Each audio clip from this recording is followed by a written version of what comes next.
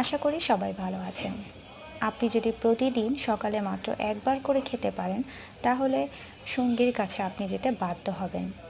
কারণ আপনি এমন দুটি উপাদান খাচ্ছেন, যে দুটি উপাদান আপনাকে ভেতর থেকে উত্তেজনা সৃষ্টি করতে বাধ্য করবে।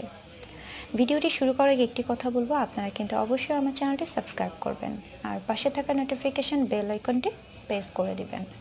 আরেকটি অনুরোধ করব, আপনারা কিন্তু ভিডিওটি কেটে কেটে না দেখে প্রথম থেকে শেষ পর্যন্ত দেখবেন।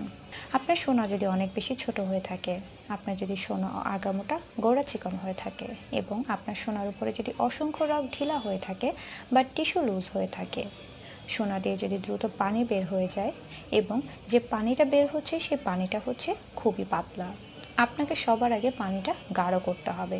কারণ আপনার পানি যখন গাঢ় হবে, ঠিক তখনই আপনি মিলনে অনেক বেশি সময় পাবেন। আপনার সোনা আঁকা বাঁকা হয়ে গেছে, সোনার সেই উত্তেজনাটা আপনি হারিয়ে ফেলেছেন, সোনা নিস্তেজ হয়ে গিয়েছে, সঙ্গী আপনার প্রতি কোনোভাবে সন্তুষ্ট না বা আপনি তাকে তৃপ্তি দিতে পারছেন না।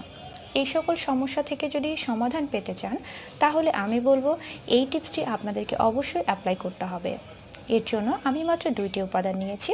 তার মধ্যে প্রথম যেটি নিয়েছি সেটি হচ্ছে মেথি এবং তারপর আমি নিয়েছি মধু। এই দুটি উপাদান আপনাদেরকে একসাথে খেতে হবে। কারণ আপনি যদি মেথি খেতে পারেন, তাহলে মেথি আপনার পাতলা পানিকে গাঢ় করতে সাহায্য করবে, আপনি অনেক সময় পানিটাকে ধরে রাখতে পারবেন। আর হচ্ছে মধু, মধু হচ্ছে আপনার ভেতর থেকে উত্তেজনাটা সৃষ্টি করবে, আপনার দুর্বলতা কাটিয়ে দিবে, আপনার এনার্জি যোগাতে সাহায্য করবে। এই দুটি উপাদান আপনারা কিভাবে খাবেন? আপনারা রোজ রাতের বেলা 1 চামচ মধুর ভেতরে আপনারা মাত্র 1 চিমটি মেথি ভিজিয়ে রেখে দিবেন। প্রতিদিন সকালবেলা ঘুম থেকে উঠে আপনি ওই মধু সহ মেথিটা খেয়ে নেবেন।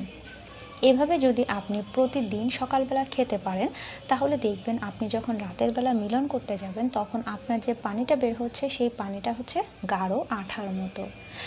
আর আপনি যখনই আপনার পানিটা গাঢ় হবে, তখন কিন্তু আপনার এই দ্রুত পানিটা বের হবে না, আপনার উত্তেজনা আগের থেকে দ্বিগুণ বেড়ে যাবে। এইভাবে আপনারা যদি খেতে পারেন টানা 30 দিন, তাহলে আপনার মিলনের সমস্যা একেবারে দূর হয়ে যাবে। আর পার্মানেন্ট একটা সলিউশনের জন্য আপনাকে মিনিমাম 3 থেকে 4 মাস এটা খেতে হবে। আর এটার কিন্তু কোনো সাইড এফেক্ট নেই। তাই আমি বলবো এই দুটি উপাদান আপনারা একসাথে খেতে থাকুন। এই ছিল আমার আজকের টিপস। ভিডিওটি যদি ভালো লেগে থাকে, তাহলে অবশ্যই আমার চ্যানেলটি